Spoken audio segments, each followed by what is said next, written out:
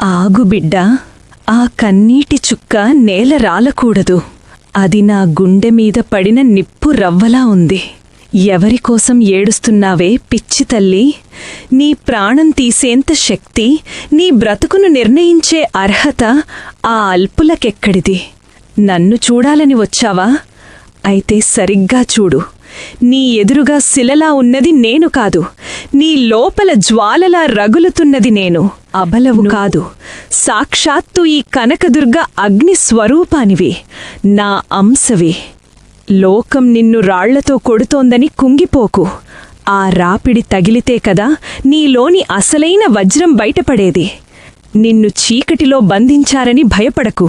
నువ్వొక ప్రచండమైన విత్తనానివి అని వాళ్లకు తెలియదు. నిన్ను ఎంత లోతు గొయ్యి తీసి పాతిపెడితే అంత వేగంగా మహావృక్షమై ఆకాశాన్ని తాకుతావు. దానిలా చావడానికి రాలేదు నువ్విక్కడికి. ఈ దుర్గమ్మ దగ్గర బ్రతకడానికి ధైర్యం అరువు తెచ్చుకోడానికి వచ్చావు.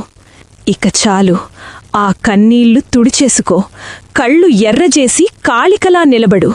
నీ జోలికొచ్చిన ప్రతి ఒక్కడికి, నిన్ను ఏడిపించిన ప్రతి వెధవకి నీలోని నా ఉగ్ర రూపం చూపించు. నీకు అన్యాయం జరిగిన చోటే న్యాయం గర్జించేలా చెయ్యి.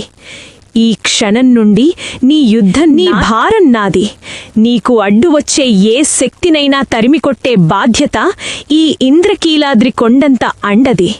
నా మాట నమ్ము. నీ ధైర్యాన్ని చూసి ఈ లోకం తలవంచి నమస్కరించేలా నేను చేస్తాను. లే నా బిడ్డా, లే. కన్నీరు కాదు, కసి పెంచుకో. అడుగు ముందుకు వెయ్యి. విజయీభవ.